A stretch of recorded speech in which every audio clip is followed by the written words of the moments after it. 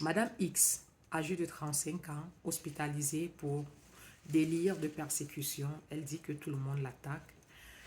Elle dit que dans sa maison, tout le monde lui veut du mal, que les voisins complotent contre elle. Quand elle dort dans la nuit, elle entend les voix qui lui parlent. Et hallucinations visuelles et auditives. Chez elle, elle a attaché toutes les choses, elle a arrangé tout, elle a essayé de superposer les chaises parce qu'elle se dit, elle dit qu'elle voit des choses, elle voit des serpents dans sa maison, elle voit des plumes de poulet, elle voit ceci, elle voit, et ça, ce sont des fétiches qui le veulent. Et le discours également est incohérent parce que, alors, on peut bien voir là qu'il y a un trouble du contenu de la pensée. Maintenant, en stabilisant Madame X, on va explorer dans son vécu, on se rend compte que elle est victime d'une conjugopathie. Elle est victime d'une violence conjugale. Alors, une autre madame, 29 ans, venue seule, elle me dit, docteur, je veux dormir. Ça fait 5 jours, je ne trouve pas de sommeil, je suis fatiguée, je veux dormir. Je veux dormir, tout ce que je veux dormir. Et là, je lui demande, pourquoi est-ce que vous voulez dormir?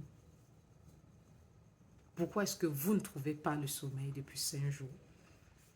Ces nuits où vous n'arrivez pas à trouver le sommeil, vous pensez à quoi? Elle s'écroule en larmes. Elle pleure en sanglots. Et là, je lui donne le temps de pleurer. Et lorsqu'elle me revient, je lui demande.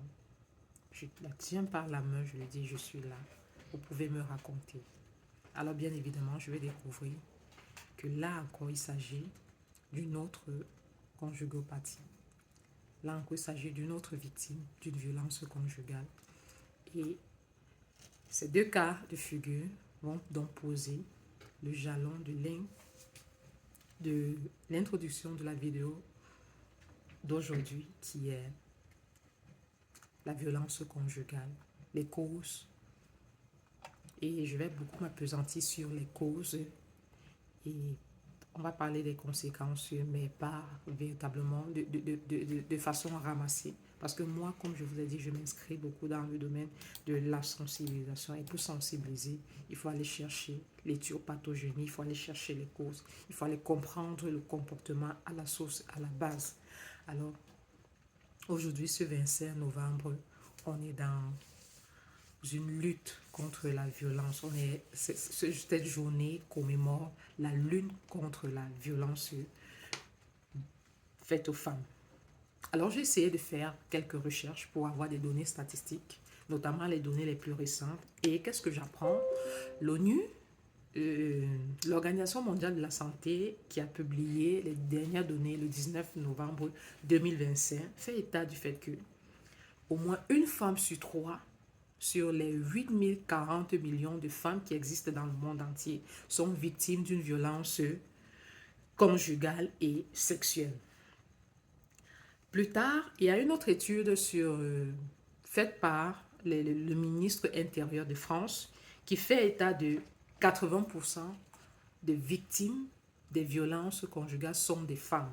Alors, dans cette étude, il montre que 31% sont des violences euh, verbales ou psychologiques et 5% sont des violences sexuelles. Avant de continuer, je voudrais vous rappeler quelque chose, c'est que notre cerveau ne fait pas une différence entre une violence physique et une violence psychologique ou bien une violence verbale. Notre cerveau ne fait pas de différence à ça. Ce sont les mêmes zones qui vont s'activer lorsqu'on va vivre la violence physique ou la violence verbale. Alors, au Cameroun, dans notre pays, j'essayais les données les plus récentes qui ont été publiées par l'UNFPA, fait état de 64 cas de féminicide depuis l'année 2024 dans notre pays, le Cameroun. Alors, on comprend très vite que l'heure est grave. Et la question se pose, c'est que depuis les années 1993, où a été instituée, où a été votée cette loi de lutte massive et active, on a vu des leaders politiques, on a vu des acteurs sociaux, on a vu tout le monde. Depuis 1900, ouais, les gens se questionnent, les gens se battent activement pour lutter corps et âme contre ces violences-là. Mais on se rend compte que Oui, à des moments, on peut voir les chiffres décroître, mais à des moments aussi, on peut les voir croître. Alors la question reste et demeure, c'est quelles sont les causes réelles de ces violences-là? Pourquoi ces violences se perpétuent? Pourquoi est-ce que depuis plus de 20 ans, depuis plus de 30 ans, depuis plus de 40 ans, on n'arrive pas à trouver la meilleure formule pour faire de notre société une société viable? Alors oui, on peut voir là par ces violences le mal sociétal. On peut voir là par ces violences l'expression d'une société qui devient de plus en plus malade. Alors bien évidemment, comme je vous ai dit, je vais m'attarder sur les causes. Alors oui, on va commencer par des causes individuelles. Les causes individuelles ici peuvent être des causes biologiques. Et je vais bien spécifier quelque chose. Parce que quand on dit cause biologique, les gens vont s'attendre à ce qu'il y ait un gène qui soit porteur de l'agressivité. Mais j'ai envie de dire que lorsqu'on parle de causes biologiques ici, là, on est toujours dans une transmission d'un caractère acquis. On est dans un apprentissage de notre système nerveux d'un comportement. Alors oui, il y a des causes psychologiques, il y a des causes comportementales, il y a des personnes qui sont malades et qui font des victimes de violences conjugales. Alors, il y a également des causes relationnelles. La famille qui est le socle, comme j'ai souvent l'habitude de le dire, nous sommes le fruit d'un conditionnement, notamment notre premier conditionnement vient de la famille. Parce que à la base, lorsqu'on arrive au monde, nous sommes des tables vides, nous sommes des vases vides. Et c'est dans la famille qu'on va trouver le matériel ici en termes de besoins fondamentaux qui vont remplir donc qui va remplir ce vase vide qui est nous. Alors oui, les normes culturelles. Nous sommes dans une société patriarcale où on va dire aux petits garçons que non, un homme il est fort, un homme il manifeste sa violence, un homme peut manifester sa violence sur la femme, un homme peut ceci, peut se permettre de cela, et plus encore, je vais aller plus loin, où on va dire aux petits garçons que un homme n'a pas le droit de pleurer, ça veut dire qu'un homme doit étouffer et tuer ses émotions. Alors, étouffer ses émotions ici voudrait à ce que ces émotions-là, qui sont des manifestations physiologiques qui doivent sortir, vont forcément sortir ici sous forme d'une agressivité. Alors, cette agressivité-là va se diriger vers le genre, vers le genre le plus faible, notamment la femme.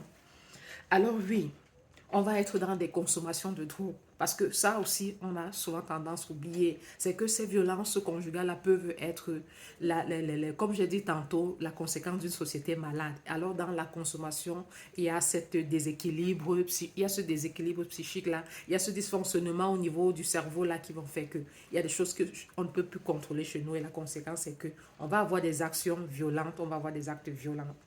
Maintenant, la question que j'ai posé la question de départ, c'est que pourquoi est-ce que ces violences-là perpétuent?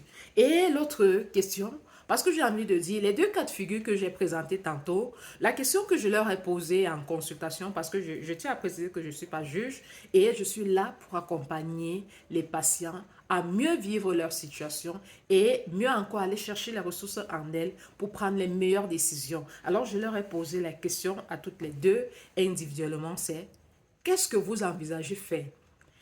Et les réponses, bien qu'individuelles, étaient similaires. C'est que c'est mon mari, je ne peux pas le quitter. Parce qu'on a construit ceci, on a construit cela. Une m'a même dit que voilà, les enfants sont habitués à ce rythme de vie-là et je trouve mal de priver ces enfants-là. Et puis, en investiguant encore, je me rends compte que le vécu, c'est la première, elle a vécu dans un foyer polygame où le parent aussi, avec ses actes de violence-là envers sa maman. Et la seconde, c'était pas directement la famille proche, mais c'était les tantes, parce qu'elle a grandi dans un cocon familial au village. Et vous savez, au village, nous sommes beaucoup plus dans une famille élargie où il y a des tantes et tout ça, elle a vécu. Alors, on va comprendre donc que ces personnes-là, ces femmes, je vais commencer par les femmes, avant de parler maintenant des personnes qui font acte de violence. Alors ces femmes-là qui vivent dans ces foyers difficiles, dans ces foyers violents, dans ces foyers qui se font battre, dans ces foyers qui se font psychologiquement agresser par des mots, par des paroles violentes, ont vécu pour la plupart dans un contexte familial où leur système nerveux a appris que c'était comme ça qu'on aimait. C'était ça l'amour. Voilà pourquoi elles sont dans cette incapacité de prendre les décisions de partir de là parce que c'est ce qu'elles connaissent, parce que c'est ce que leur système nerveux connaît. Alors, notre système nerveux qui est un super protecteur, et je tiens à préciser que lui, il ne veut pas qu'on souffre. Alors, il est là pour qu'on ne souffre pas et il est là pour déployer des mécanismes bien que mal adaptés, mais la condition ici, c'est qu'on arrive à survivre. Alors, il va dire non. J'ai grandi dans ça, j'ai vu mon père, j'ai vu ma mère vivre dans ça. Alors je dis, c'est comme ça l'amour. Et un homme qui me tape et qui parfois va me dire qu'il m'aime, est-ce que je dois pour autant partir? Sinon, ça ferait de moi quelqu'un de faible, quelqu'un de pas digne dans l'interprétation de son enfant intérieur. De pas digne. Quelqu'un qui ne supporte pas, quelqu'un qui est fragile, quelqu'un qui est faible. Alors pour prouver donc cette force-là, pour que son système nerveux arrive à lui prouver cette force-là, il va rester même dans la difficulté. À des moments, il aura envie de partir, mais une part de lui va lui dire, non, tu ne pars pas parce que tu connais ça. C'est pas aujourd'hui que tu vis cette violence-là, tu as appris à vivre dans ça. Alors vous voyez donc le dilemme dans lequel ces femmes sont aux prises. Oui, c'est bien de condamner la violence, c'est bien de condamner les actes de violence, mais aujourd'hui, il faut s'interroger pourquoi est-ce que ces personnes qui sont victimes de violence-là, il y a un patient qui m'a demandé lundi passé que moi, je ne comprends pas les femmes, mais pourquoi est-ce que les femmes, elles se font maltraiter et tout ça, mais elles restent toujours dans le foyer. Et puis là, je lui ai posé la question, je lui ai dit, on a souvent tendance de dire ici là que les hommes aiment les femmes qui vont les maltraiter, non?